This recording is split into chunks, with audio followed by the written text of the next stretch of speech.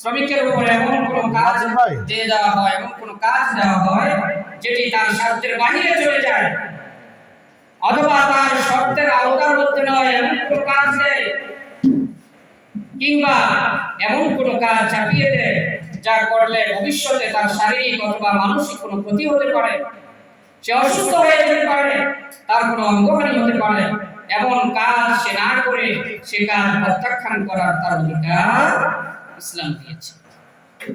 এবং ইসলামের একটি মৌলিক অধিকার, মৌলিক একটি বিষয় হলো যে সাধ্যের বাইরে কাউকে কোনো কিছু চাপিয়ে না দেয়। আল্লাহ রাব্বুল আলামিন পবিত্র কোরআনুল কারীমের সূরাতুল বাকারার একেবারে শেষ আয়াতে 286 নম্বর আয়াতে ইরশাদ করেন, লা তুকাল্লিফুল্লাহু নাফসান ইল্লা ওয়াসআহা, যে আল্লাহ রাব্বুল আলামিন কাউকে তার সাধ্যাত্মিক ভার চাপিয়ে দেন, কাউকে সাধ্যাত্মিক কাজের ভার কাউকে চাপিয়ে দেন না, সাধ্যের বাইরে কাউকে কোনো কাজ আল্লাহ রাব্বুল আলামিন চাপিয়ে দেন।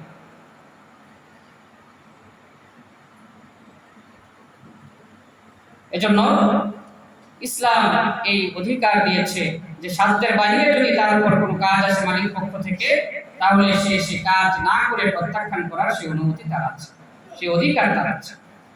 4 নাম্বার হলো যে শ্রমিক যদি বৃদ্ধ হয়ে যায়, অক্ষম হয়ে যায় কাজ করতে, তাহলে তাকে অব্যাহতি দেয়া যাবে, তাকে বহাল রাখতে হবে, এটি শ্রমিকের অধিকার। যদি কোনো মালিক পক্ষ শ্রমিককে যুবক অবস্থায় নিয়োগ দেয়, অথবা সে বার্ধক্যের কারণে অথবা অসুস্থতার কারণে সে কাজে কিছুটা অক্ষম হয়ে পড়ে, তাহলে তাকে তার কাজ থেকে অব্যাহতি দিতে পারবে, তাকে তার কাজে বহাল রাখতে হবে। হ্যাঁ, যদি প্রতিষ্ঠানের কোনো ক্ষতি হয় তাকে রাখলে, তাহলে আলোচনার মাধ্যমে, আলাপ আলোচনার মাধ্যমে একটি সুন্দর বিদায় তাকে দিতে হবে। হুট করে তাকে চাকরি থেকে বরখাস্ত করে দেয়া, তাকে তার কাজ থেকে বিদায় করে দেয়া, বরখাস্ত করা, এটি চলবে না। ইসলাম বলে তাকে সেই সুযোগ দিতে হবে। বিশ্বনবী সাল্লাল্লাহু আলাইহি ওয়াসাল্লামের জামানায় এক ব্যক্তির একটি উট ছিল। সে যুবক অবস্থায়, উটটি যখন যৌবনকাল ছিল, তার যৌবনকালে উটের উপর খুব ভারী ভারী বোঝা সে বহন করাত। যখন বার্ধক্যের কারণে সে দুর্বল হয়ে পড়েছে, এখন তার উপর সে পরিমাণ বোঝা দিলে এখন আর সে বোঝা বহন করতে পারে না। এজন্য সে চিন্তা করেছে এই উটটিকে সে জবাই করে দিবে। বিশ্বনবী সাল্লাল্লাহু আলাইহি ওয়াসাল্লাম বললেন, আকালতা শাবাবাহু হাত্তা ইযা আজাজা আরাদতা আন তানহারাহু, যে তুমি তার যৌবনকাল খেয়ে ফেলেছো, এখন সে তার কাজ করতে অক্ষম হয়েছে বিদায় তুমি তাকে জবাই করে দিবে? তুমি তো তার যৌবনকালে তার থেকে ভালো সার্ভিস নিয়েছো, এখন তোমাকে সে বার্ধক্যের কারণে সে ভালো সার্ভিস দিতে পারছে না, এজন্য তুমি তাকে জবাই করে দিবে? বিশ্বনবী সাল্লাল্লাহু আলাইহি ওয়াসাল্লামের এই কথা শুনে লোকটি তার উটটাকে ছেড়ে দিল। বলেন সুবহানাল্লাহ। সে উটটিকে জবাই করবে। তাহলে এই অধিকার দিয়েছে কে? আল্লাহ। ইসলাম। ইসলামের শ্রমিকের এই অধিকার দিয়েছে যে সে বৃদ্ধ হয়ে অসুস্থ হয়ে পড়লে, সে যদি কাজে কিছুটা অক্ষম হয়ে পড়ে, তাহলে তাকে কাজ থেকে অব্যাহতি দেয়া যাবে, কাজে বহাল রাখতে হবে। এটি শ্রমিকের অধিকার। 5 নাম্বার হলো শ্রমিকের ক্ষমা পাওয়ার অধিকার। শ্রমিক ক্ষমা পাওয়ার অধিকার রাখে। মানুষ বলতেই ভুল হয়, ভুল হবে, এটাই স্বাভাবিক। নবী রাসূলগণ ছাড়া কোনো মানুষ ভুলের ঊর্ধ্বে নয়, তবে সাহাবায়ে কেরামের ভুল সেটা সমালোচনা করা যাবে না। সাহাবায়ে কেরামের ভুল হতে পারে, কিন্তু তারা সমালোচনা ঊর্ধ্বে। নবী রাসূলগণ ছাড়া কেউ ভুলের ঊর্ধ্বে নয়, ভুল হতে পারে। এজন্য যদি কোনো শ্রমিকের সাধারণ কোনো ভুল হয়, কোনো হালকা কোনো ভুল তার থেকে হয়ে যায়, তাহলে তাকে ক্ষমা করে দিতে হবে, সে ক্ষমা পাওয়ার অধিকার রাখে।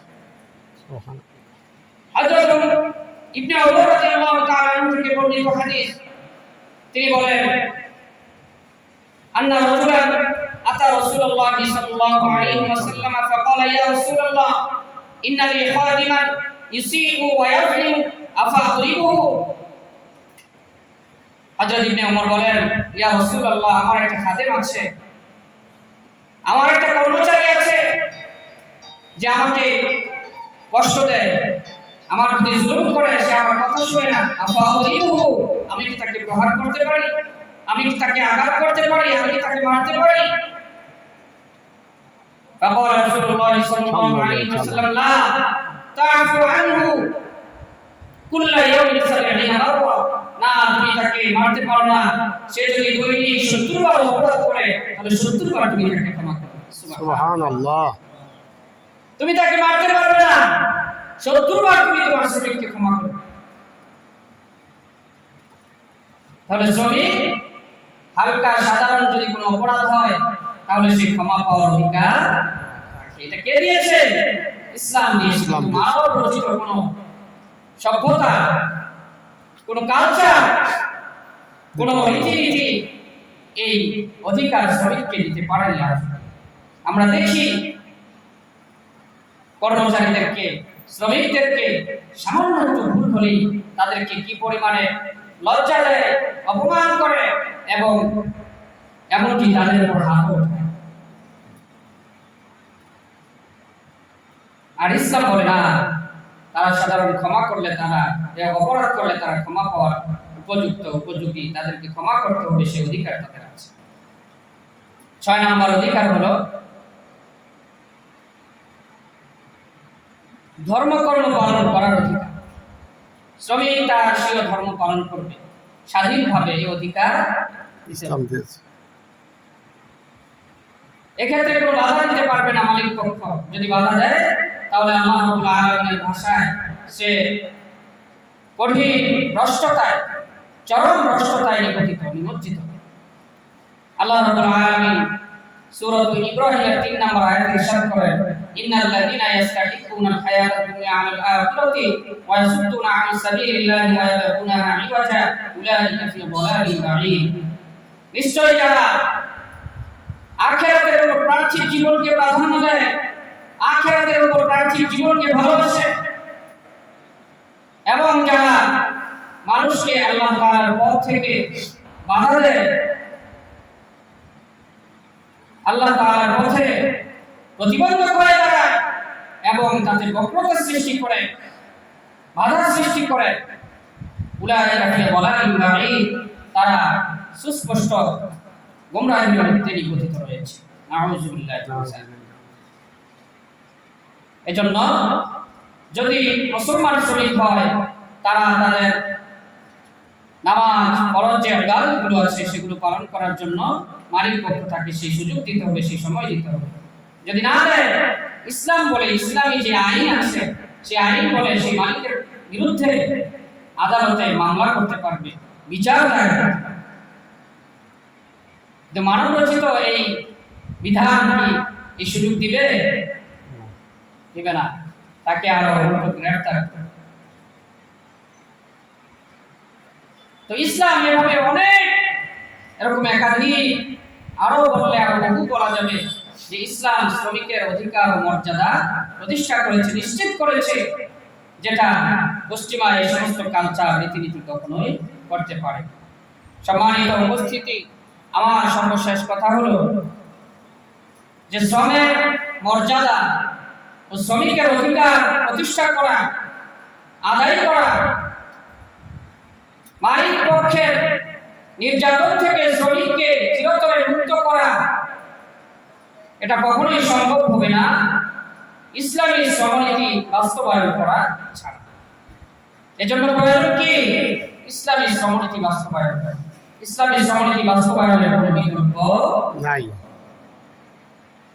এজন্য আসুন প্রিয় ভাইরা আমার, শ্রমিকদের অধিকারের বিষয়ে ইসলাম যে অধিকারগুলো দিয়েছে সেই অধিকারগুলো আমরা সঠিকভাবে চর্চা করি, আল্লাহ রাব্বুল আলামিনের বিধানগুলো আমরা পরিপূর্ণভাবে পালন করি, তাহলে শ্রমিকদের অধিকার ও মর্যাদা প্রতিষ্ঠা করা সম্ভব হবে এবং এই পৃথিবীতে, এই সমাজে শান্তি শৃঙ্খলা প্রতিষ্ঠা করা সম্ভব হবে।